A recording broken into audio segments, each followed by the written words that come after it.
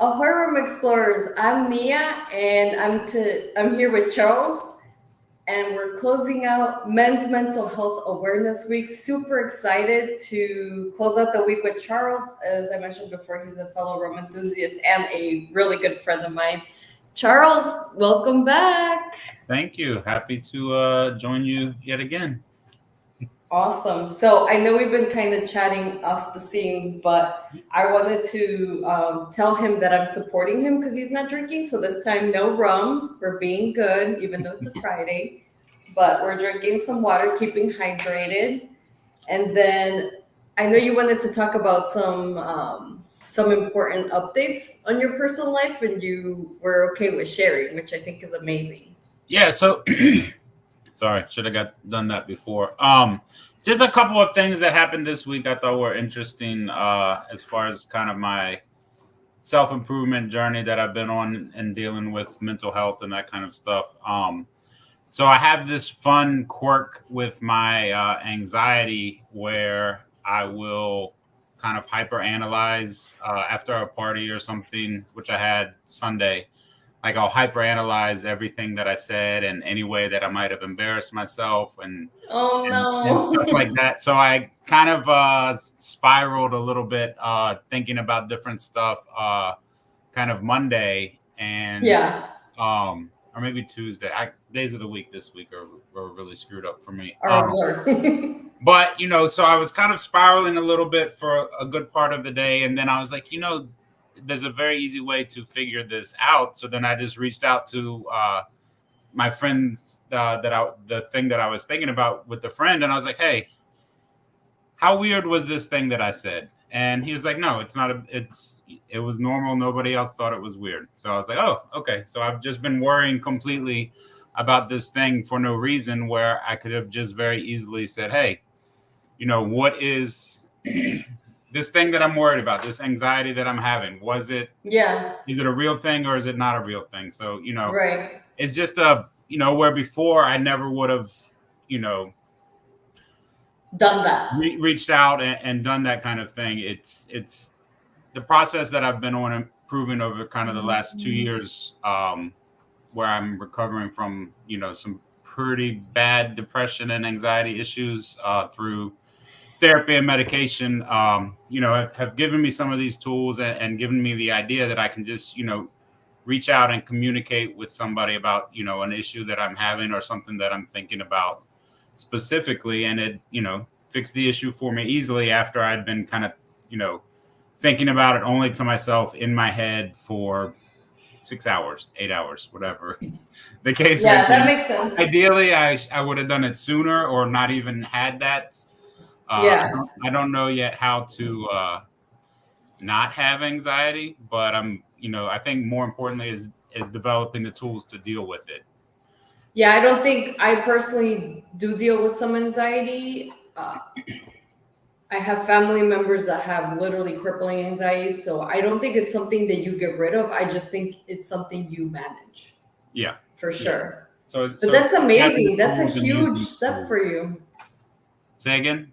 I said that's amazing. That's really good. Like you came out so much better after that. Yeah, it was, and I was surprising me, and then I'm thinking, why, I should have just done it sooner. But another thing that I've realized is, I can't beat myself up for not doing something sooner. I should only congratulate myself for finally doing it. Versus, Yeah. if something ends up being really easy to have done, historically I would be like, it was so easy, you should have done it sooner. And then, I kind of only take a negative out of which should have been an accomplishment. So that's something I'm working on as well. But it's, as with everything, I'm a work in progress.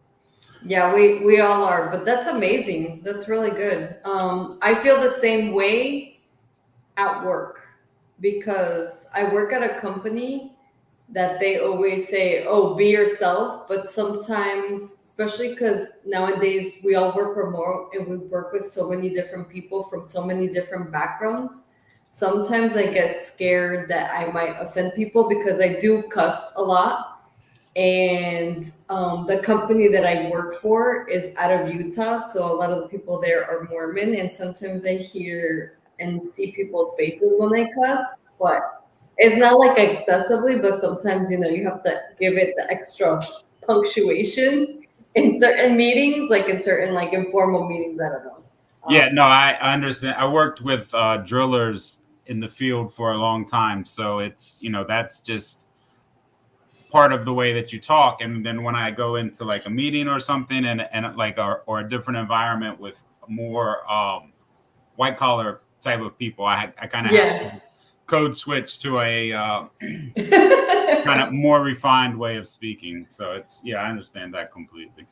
Awesome. Yeah, so I feel you. It's very interesting, but since we're closing out the week, I did do some research that I wanted to bring up, a little bit of data that I thought was really important to also cover during this week, because I feel like a lot of stuff is unknown as far as men's mental health. So I'm gonna go over it and just stop me whenever you want to chime in as well. Okay. But the first thing that I saw, which is we talked about this, is that men are less likely to reach out for help due to societal expectations, to the point where men are four times more possible for them to commit suicide than women, which is like a big number to me. Yeah. The other thing that I saw is that men are more likely to have substance and addiction issues. So men, 12.8% of men are addicted to substances versus only 6.4% of women. Yeah. So I think, well, one of the contributing factors probably for that is that, being unwilling to talk, or not having the tools learned from our parents, or whatever the case may be, you kind of will fall back into isolation and substance abuse as a crutch, because you don't know how to deal with these issues. And then, that spirals and contributes to the increased suicide rate as well. Yeah, absolutely. And that actually comes into play on the next point, because it said that men have larger risk factors as far as mental health is concerned, as far as disorders, traumatic brain injuries, or family history of mental illness. So biologically, you have larger risk factors than women, to the point where it's 29% of men have these. Actually, only 29% of men reach out and search for mental health help versus 43% of women.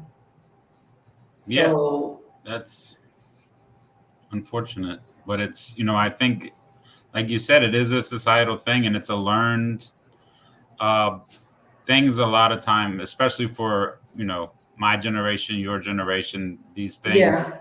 And the older generations, it's even worse. That's why I didn't talk about this when Andrew asked me why I did this, but I also wanted to create a safe space within this rum community or spirit community, because a lot of the people that I interact with is men.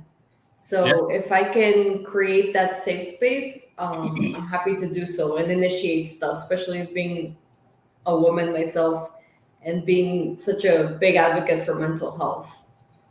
Yeah, and I think, the rum space in particular is a good place for it, because, you know, the large majority of the people that I interact with, rum enthusiasts, are all very positive and open people. So it can feel like a much easier environment to have these kind of conversations with people, or to reach out for help if you're having this kind of issue. And what I've encountered sometimes is that I had somebody not in the rum community, but on kind of like the spirits community, reach out to me once, and they were like, "Oh my God, I really admire the fact that you're so positive all the time. And I said, listen, I'm not. I really appreciate that's your perception, but I can tell you it's not at all. Like I try to be positive because it's easier in this hobby because I do love it. I have a passion for it. So for me, it's very rare when I get upset about things that happen within this hobby. So I think that helps. But at the same token, I was telling him everything that I was dealing with, like personally, and he was so surprised. He's like, wow, I didn't know that. And that created such an open communication between him and I. So he started talking to me about like the stuff that he was going through career wise. So yeah, just opening up communication. It's been really great, really great. Yeah, that's awesome. I think that's, not to jump ahead, but one of the things that I think we talked, or jump back, I'm not sure, or both, jump in both directions.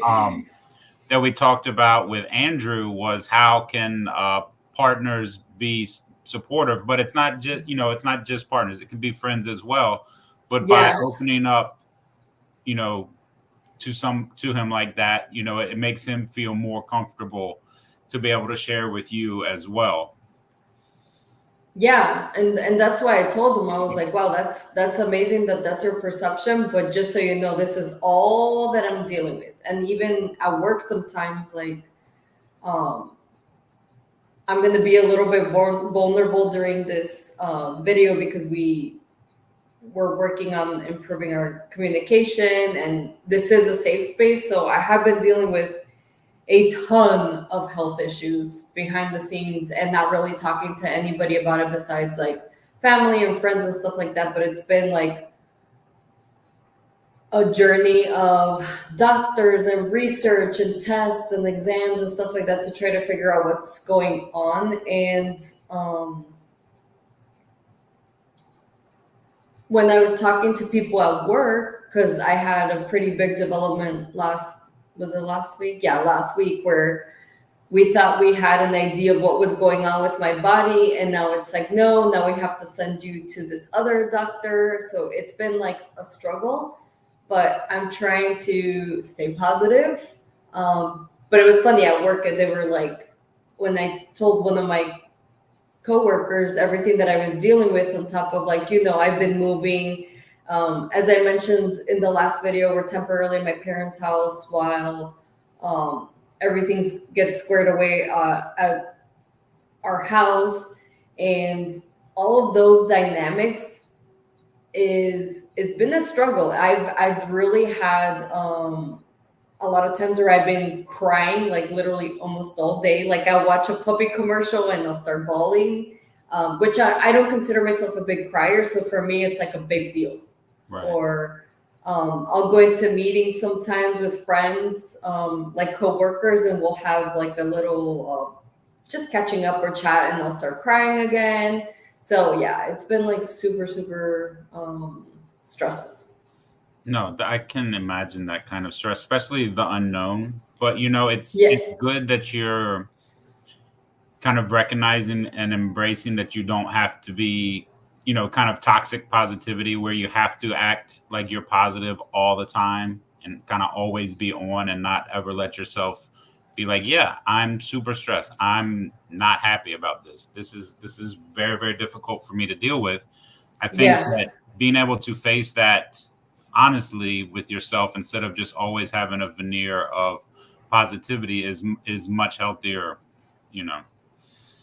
Yeah, acknowledging those feelings like we talked about before, and realizing that, hey, I'm struggling, but I don't have to continue to struggle. I can do something about this. I can increase my therapy. So now I'm doing therapy once a week when I was doing it once a quarter or once in a while. Like now I'm doing once a week, and I'm being very cognizant of my feelings. I'm telling people how I'm feeling so they know to also be a little bit more gentler with me as far as stuff and the way they talk to me too. Right. And then I've been focusing on doing stuff for me, like a lot of self-care, like extra self-care. So like typically I would only like meditate here and there. Now I'm focusing on getting up a little bit extra early and making it a daily routine to where even if I do a 5-minute meditation before I start my day, I did little things like I switched my alarm to wake up every morning to versus saying like, I don't know, get up or something, to say I'm grateful. Nice. So when it goes off, it says I'm grateful. Just little things like that have been super helpful. So I definitely feel a lot better. But yeah, it's been interesting. Yeah, that's, you have to find those kind of little things, and you have to work something that, we talked about it with Andrew, but you kind of have to make sure that you shoehorn in something for you every day to kind of be able to decompress and de-stress and just be honest with yourself about what's going on with you and clearing your mind, of kind of your stress and the pressure that you feel externally and internally. It's super important to make sure that you do that every day. Yeah. And something that we've had to do since moving in with my parents was the fact that I saw it as a bad thing, but now I've been enjoying it so much, which is they don't really have a yard where the dogs can go pee and poo. So we have to walk them. I have to walk them sometimes 2 to 3 times a day. And honestly, it's the best thing ever. It's been the most helpful thing. I go with them on the walk. I go, and I know this is going to sound very hippie woo woo stuff, but I go and I touch the trees, and I feel like I try to ground myself, and it's really funny. The day before yesterday, I found a turtle, Nice. and he was so beautiful. I had to take pictures of him. It was gorgeous, gorgeous, gorgeous. Yeah. So little things like that. It was bigger than my turtle I found this morning. I think so. Just by a smidge, though, not much. But he had these. It looked like your turtle, but mine had a lot of orange, Oh, nice. like within his neck, and the little swirl patterns on the top of the shell had Yeah. a lot of red, which was amazing. I had never seen a turtle. Like I've seen a ton of turtles because we've typically lived near lakes and stuff, so you'd see them all the time. But this one was like, I wonder if this one escaped from somebody's backyard, and when we called um, some kind of wildlife number, they're like, just let it be. There's a bunch of turtles hatching. Don't even worry. Let it be where it was. I was like, no, it was literally on the road. It was gonna get run over. So Yeah. I moved them to the lake across the street. Nice. But it's great, and I think kind of interesting how rewarding, like even touching the trees, finding the turtle, doing these things kind of out in nature, and or at least outside, can be really soothing, I think, mentally. For like, we talked about with Andrew, I like to, work in the yard to clear my mind, Yeah. and that kind of just being outside thing, not focusing on just, taking the dog for a walk, looking around the yard if there's somewhere I need to rake or trim a bush or a tree or something like that. It's just, It's the little things, yeah, right? absolutely. Okay. The other thing that I read that was really interesting is that men should really look into different types of therapies versus the traditional therapies. And they were talking about research has shown that cognitive behavioral therapy is the best for men. And what that does is it basically focuses on changing negative thought patterns and behaviors. So, speaking of therapy, I do want to say something that I've brought up to people a ton of times, even like friends of mine, and they were like, oh, you do that? Which I'm going to talk about because I think it's important for people to know. You have to love your therapist, guys. If you find somebody and you're not meshing with that person or something feels off, then switch them. It's perfectly fine to switch. The person is going to understand. And sometimes it'll be trial and error. Sometimes I remember, because like I said, I've always been really into mental health because I really struggled growing up. Because I moved around so much that I never felt like I belonged anywhere.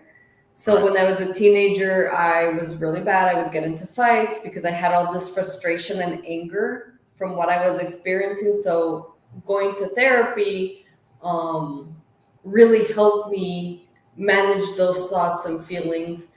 So there was a couple times that I even had two therapists. There was one that kind of helped me deal with stuff and my parents were involved, and then there was another one where it was just me and her and we would talk about stuff. So just a tip. I don't know if you've experienced that, but I've heard friends that they were like, oh, I didn't really like her, so I stopped going to therapy. No, don't do that. Find another therapist and find somebody that you get along with and that you can be open and that you have a great relationship, because at the end of the day it's somebody that you have to enjoy talking to. Yeah, and no, I 100% agree because I've done a pretty solid amount of therapy. Some of it effective, the majority of it ineffective. And what I found that actually worked for me was, the one of the silver linings of the pandemic was a lot of this. I'm not going to shout out my particular company, but the therapy through Zoom or Oh yeah. through it works really well for me, and I started to understand that. I think that's why previously the therapy wasn't as effective, because you really have to be comfortable. Getting Yeah. along with the therapist is never going to happen if you're not comfortable in the situation. And when I would go in person, um, you know, I would spend half the session trying to get acclimated and be comfortable being in somebody else's Oh, space, and it that's would, terrible. we would never get anything productive done. So with the online therapy, I was able to, first of all, have a much wider range of providers available, Providers. and I can look through and figure out what is the criteria that, what do they focus on, what are their specialties of dealing with different types of therapy, and find somebody. And my lady is out of kind of the center of the state. I'm all the way on the coast, so there's no way that I would be, driving, 3 hours to see her weekly, whereas, Exactly. or whatever our schedule is now. But to be able to do it in my own space where I'm already comfortable, do it through Zoom. I'm able to, if I start to feel uncomfortable, I can disconnect, and it's not, I don't feel trapped or anything like that. So Exactly. for me, it's we can kind of, you know, like 2 minutes of pleasantries and catching up, and then we can just jump right into the work that we're here to do, which is, kind of self-improvement and addressing bad habits and just kind of talking about sources of issues and ways to work through it. And the type of therapy that I'm doing, I'm not sure if it's the one that you mentioned, but it's a lot of just me talking out what are the issues that I'm having and why, and it's just kind of tracking back to the source of what is the behavior that I need to correct and how to correct it. Yeah, It's been tremendous for me. that's amazing. I'm so happy when people find therapy and they find it useful. Yeah, that and medication. Um, So yeah, yeah, that's another important factor. Take your meds, whatever you need, and just be cognizant of your body. Sometimes when they switch medications on you, just make sure you communicate with your provider like actively. Because yeah, if something feels off, it's not, and then they'll be there might be other options too. yeah, that's super important because I've been through pretty much all of them until I found one that worked actively and didn't have, if there is even like a 0.5% chance of having a side effect, I would have it. So Yeah. Oh, that's luckily, good. we found one that works for me, and it's it's that coupled with the therapy, they kind of go hand in hand. I think a lot. Some people can get their stuff sorted out just with therapy, but there is also a lot of like genetic predisposition, like you said, and chemical Yeah. issues that that can cause. That's out of your control. That's literally out of your control. It's just how your brain is working, and some brains just need a little bit more help, and that's okay. Yep. And if you're listening to this, I have a ton of resources down in the description. Again, the easiest number if you ever feel you're having suicidal tendencies, please make sure to call 988. It's the Suicide Prevention Hotline. It's 24 hours in English and Spanish, so reach out. You're valuable, you're important, so don't sit and muster. You're not alone. Just remember that, please.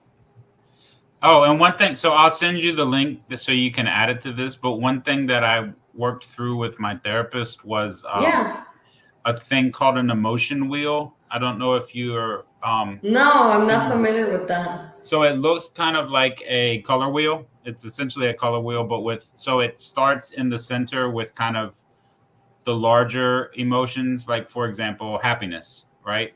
And then as it goes out, it kind of breaks it down into different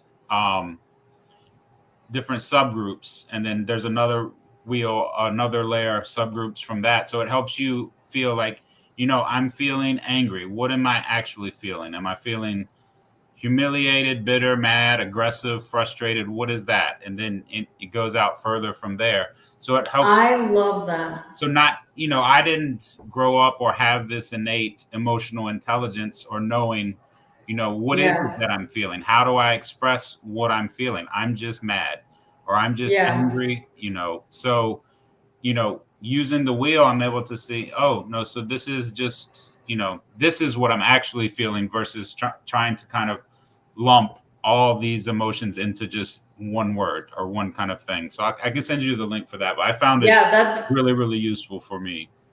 Yeah, that would be amazing. And for me, I heard this comedian that I enjoy her comedy sometimes, Whitney Cummings. She is very pro like mental health and going to therapy, but she said something that has kind of impacted me ever since I heard her say, which was because I tend to be very angry about stuff. So sometimes she says, take a step back and realize why you're feeling angry and address the fact that sometimes it might be simple as, am I hungry? Am I tired? Or like the basics. Let's cover the basics. And did I get some rest? Am I hungry? Am I tired? What is it? Let me try. So sometimes it's just as easy. Oh, hey, Jason. Jason is saying that stay healthy, mates. The world's a better with you than without you. I've heard of the emotional wheel. I have attended NAMI meetings when my ex-wife was under treatment. Oh, okay. I'm not familiar with NAMI, Jason. What is that? That's National Alliance on Mental Health, I think, is the one that he's referring to. Okay. Yeah, so that's a really great resource. Also, it's a national organization, so it's that they have a lot of good support and educational material through their website. So we can probably link them too. Yeah. Oh, he says correct.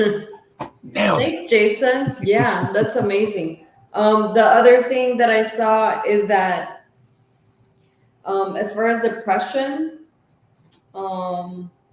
because men are less likely to seek help, the data for men that have depression is highly underreported.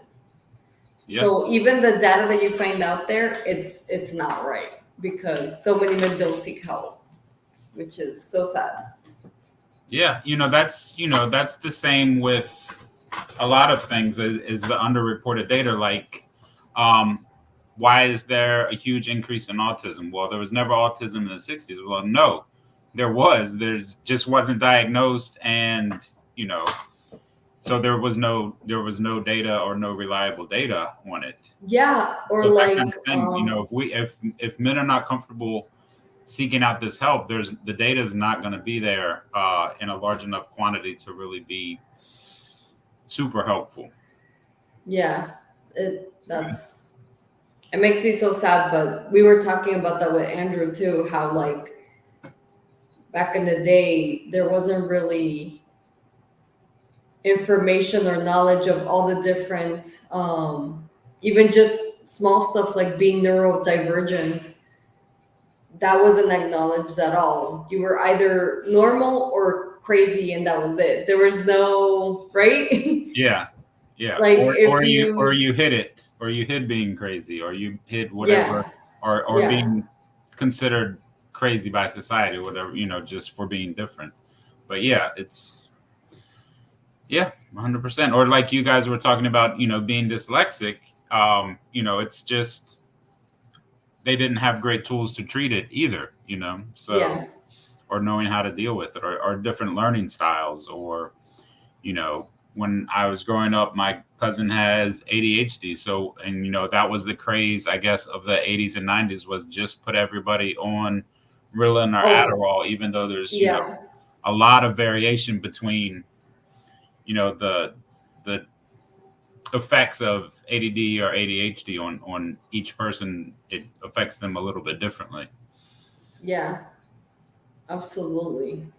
That's why I'm so glad sometimes people like, especially older generations, they're like, we didn't have this. I'm like, no, you should be happy that we have this now, because a lot of the stuff that you experience is because of the lack of knowledge. Like you could have been treated for different things that you struggled with.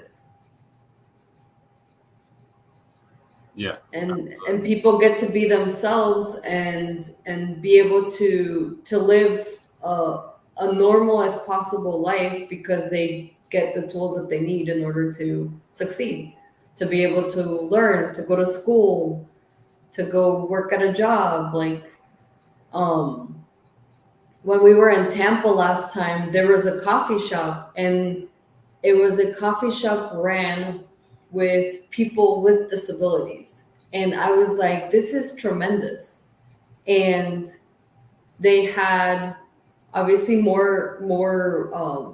little bit more guidance. Like they had three people kind of managing the team, but it was so amazing to see how every single person was taught how to like take an order on the way that it would resonate with them. So like there was somebody that was deaf, and he had a little name tag and it said I'm deaf, and then he would take your order, and you would write down your order, and then he would bring this card and bring it to the barista, and so on and so forth, which I was like, wow, if it wasn't for our knowledge and our openness to accept people with different capabilities, these people would probably be shut in a room in their family's house, right? Let's be honest. Yeah. Because that's what they would do back in the day. It's like, oh, this person is shunned. Let's put them in a room and lock them, right? And it was an amazing experience. It was Nice. yeah, it's so great. I love it so much. You should link the name of the place in the give them a shout out for doing something awesome in the Yes, and link. they had the cutest merch. I wanted to buy every single thing in there. It was so cool. Yeah, I'll put their link down below. They only have one coffee shop thus far, but I was like, man, it'd be so cool if they would pick up franchises of that and have them all over the United States, to give people with disabilities a place to be able to work and still be themselves and not feel like they struggle. Because sometimes I think about, especially when after being there, I was like, man, it must be hard to work in a normal environment where their capacities are not taken advantage of. So like, yeah, you might not be able to hear, but you can perfectly fine take an order, and it just takes that extra little step for the person to write down the order. It's not anything major, but in some places they probably wouldn't be able to work. You know what I mean? So Right. Yeah, I can imagine it would be very difficult in service industry to be deaf, for sure. yeah. And the last point that I saw that was really cool was that 6.1% of men will experience PTSD at some point in their lives. That's interesting. So if you've had a traumatic experience, um, just be aware that you might have some PTSD and you do need to get professional help for that. Is that That's not higher? something. Is that higher than the percentage for women? It's like an increased amount by that much, or it's just No, it's just in general, like 6.1% of men in the United States will have PTSD at some point in their lives. I wonder if they have It- so much data on that because of the military. I think that would be Maybe. immaterial, but yes, it does. Do need to be to address that. That has to be extremely difficult. But yeah. Yeah. Jason saying, good discussion. Have a weekend. I'm weighing anchor weights. Okay, Jason, thanks for tuning in. I really appreciate it. I'll check up on you. He's been taking care of his health as well. We've been talking about, he's been walking in 5Ks and focusing on eating healthier and stuff like that. So he's also been on a really great getting healthier journey. That's awesome. Very important. Yeah, because it's hard initially to get over the inertia of to start doing it, but once you start doing it, I think it becomes much easier. But getting that initial hump out is very difficult. Yeah, and since you're bringing that up, I'm going to tell you that I'm going to take 3 months off. Nice. To focus on my health. So don't unsubscribe yet, because I have a ton of distillery tours that are still going to be released. Hopefully on a weekly basis, but if you don't see me posting so much, it's because I'm focusing on all the health issues that I've been having, and I also want to create these workout routines and meal prep routines and all that stuff, and it's been scientifically proven that in order to do that, you need a minimum of 45 days. So I'm giving myself extra time to really get that ingrained in myself, because I gained a ton of weight during COVID.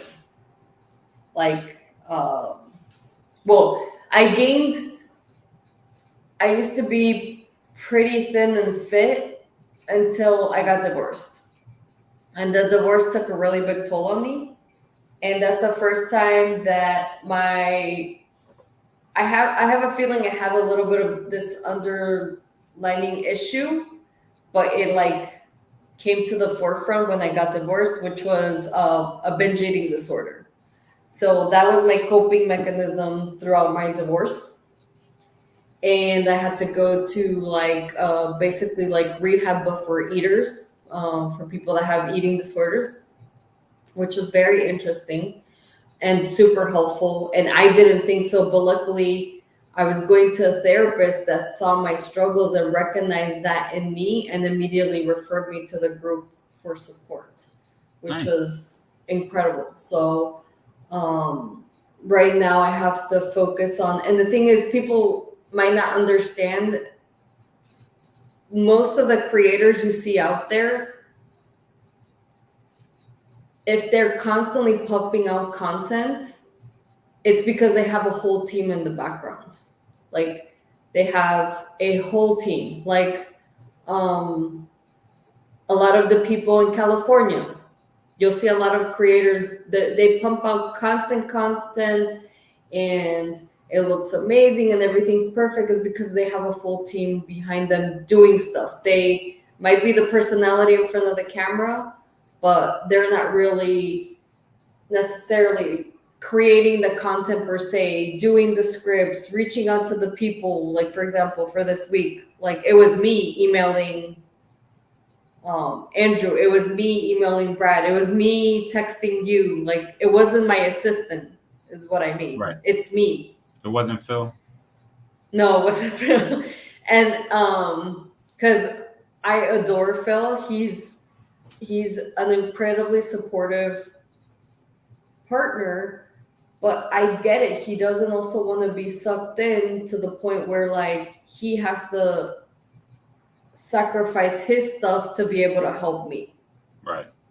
And that is okay. And I accept it and I respect that. So, like, for example, I do everything for this channel. I do the research, I do the scripts, I set up every single time that you see. Well, Phil helps me with the setup. He's super techie. So I really do ask him for that because he's so fast. Sometimes, like, when I have sound issues or anything like that, he's so like geeky and nerdy with that stuff that he'll figure stuff out way faster than I would. So yeah, I'm gonna take 3 months off to do that, and again try to figure out, because my health is pretty bad. Like, I'm not gonna sugarcoat shit. Like, my blood work is bad, so I think I need to take time off where I can focus just on my health and not focus so much on putting out content. And the other thing that I don't think people realize is that here in the US, as a creator, you feel so much pressure to constantly put out content, right? Yeah.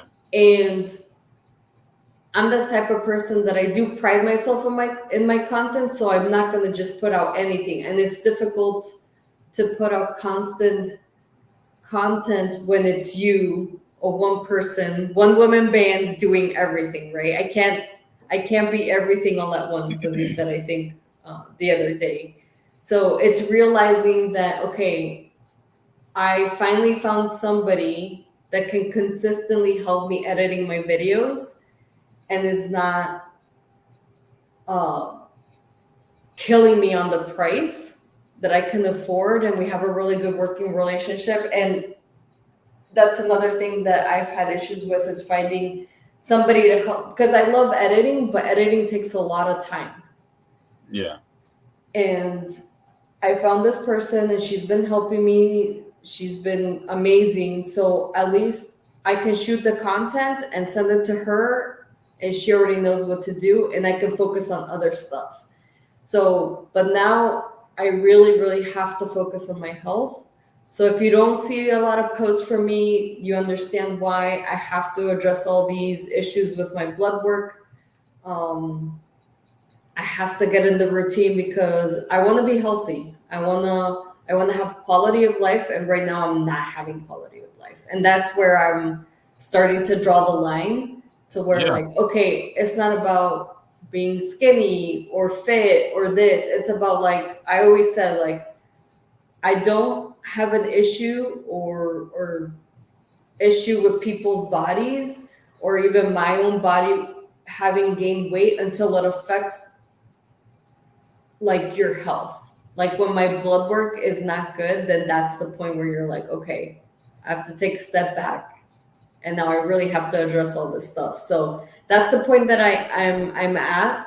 Yeah, but you have to do that because you have a full-time job and you're doing this, and it's just you have that much pressure. And even if you start these other things while you still have all that pressure and stress, they're not as effective when you have, like, stress has a real physical impact on your body, Absolutely. how it functions. So I think Absolutely. that's great that you're recognizing that and that you're doing that for yourself. That's awesome. Yeah. So it's been hard. It's been a battle probably the past year. I've been not pushing myself to put out so much content. And then I have a ton of fellow creators overseas. And I look at their stuff and I'm like, wow, these people post like once a quarter, if that. Why am I feeling pressure for what? Right. to kill myself, literally. Yeah, no, I don't need to, right? And I think also people appreciate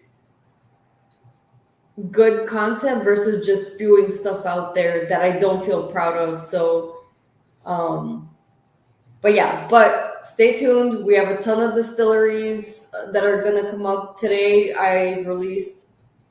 If you're watching this after the fact, I released 5 different bourbon distillery tours for National Bourbon Day. So if you are a bourbon enthusiast like I am, definitely check those out.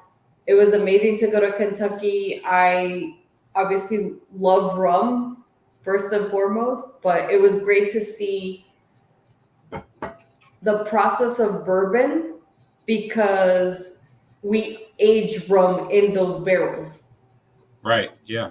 Yeah. Barbados is So all ex-American bourbon barrels or whiskey barrels, right?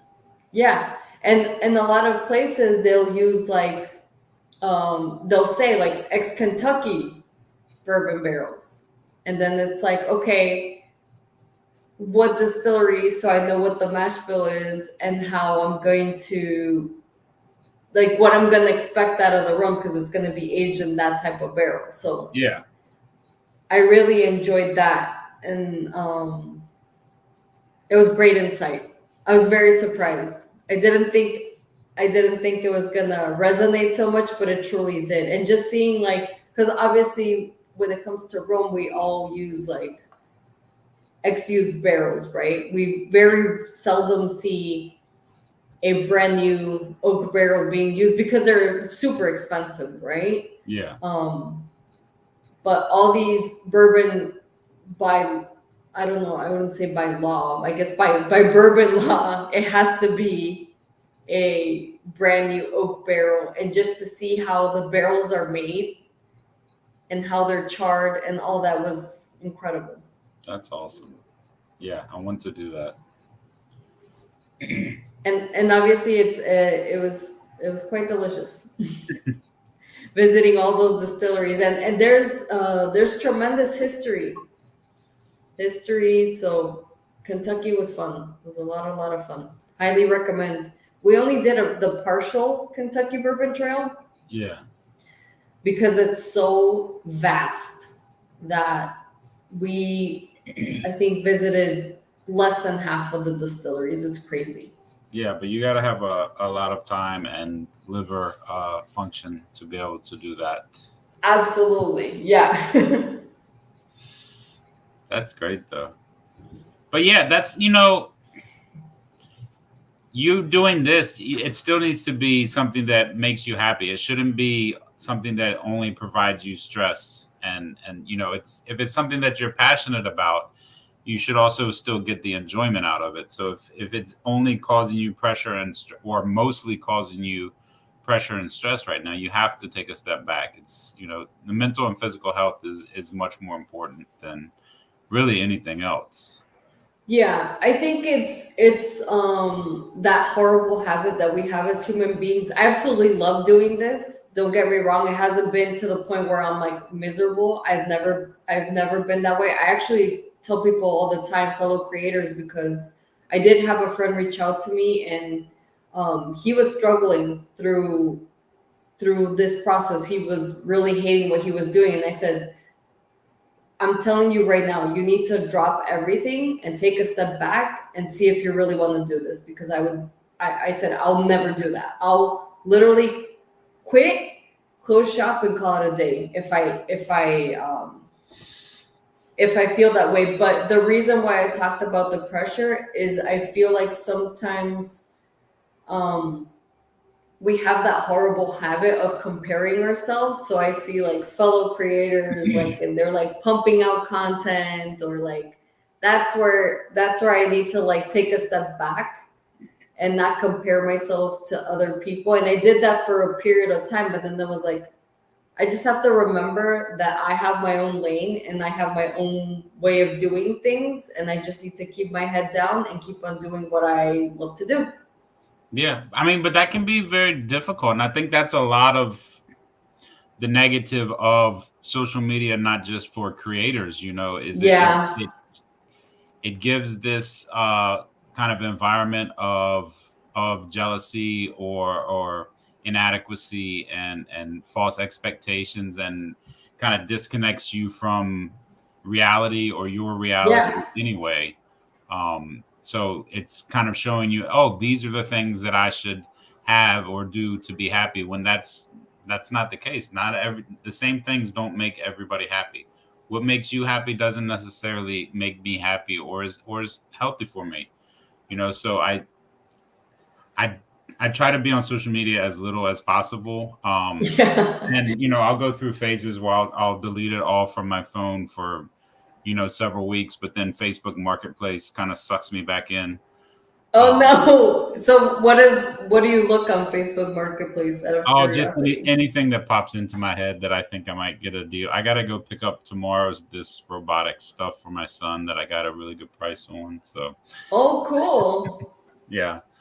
So it's just anything, but that's the only thing really that sucks me back in, because the engagement for the most part is, I think, largely negative a lot at this point, unfortunately.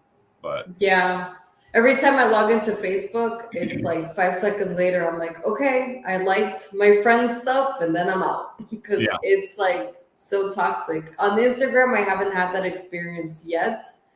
Um, yeah, I just mostly scroll through, or I'll just mostly I just post pictures of the boy or stuff that we've done or something like that. But I don't yeah. interact. I'm certainly not chatting or arguing with anybody.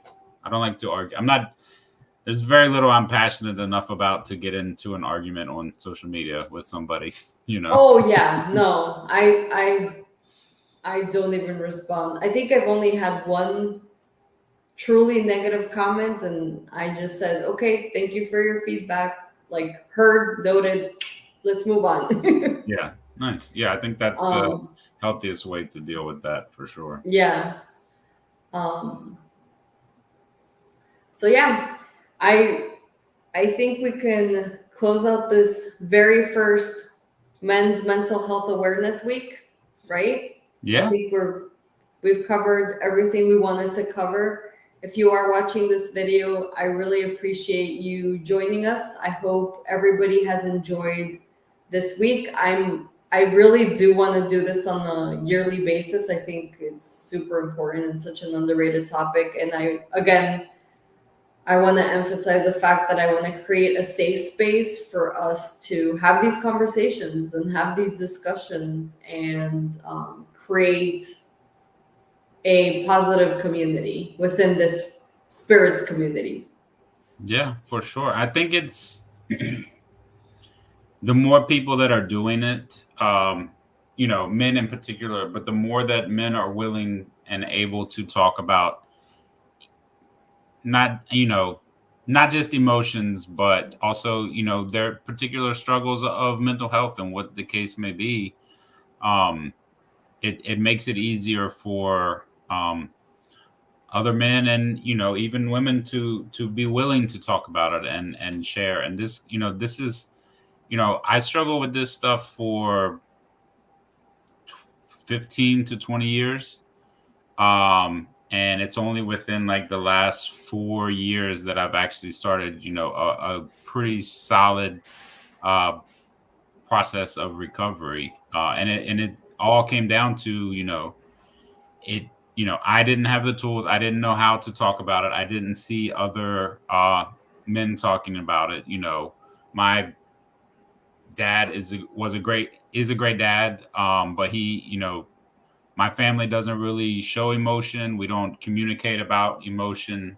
And so Yeah, I think it's just similar for a lot of men are unequipped or ill-equipped to talk about it, to deal with it, and we don't really have the people that we're interacting with are in the same boat. So if it's two people that don't know how to talk about something, or don't think they're supposed to talk about something, it's not going to change. So there have to be examples out there of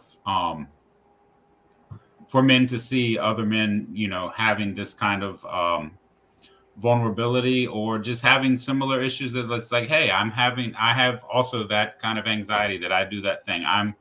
I overthink and am depressed about this kind of thing. And so I'm not alone. I'm not the only one that's experiencing this. Yeah. The more there's, kind of open and safe spaces for men to talk about this stuff, I think it's super, super important. And like I tell people, life is too short to not have that happiness or that quality of life that you can achieve. Like there's no reason for you to struggle when you can find potential solutions to what you're experiencing. Yeah, absolutely. Well, thank you so much, Charles. It's been a blast hanging out with you. We'll be in touch. But again, I'm taking 3 months off. I will be having the distillery tours coming on my channel. I might post maybe some,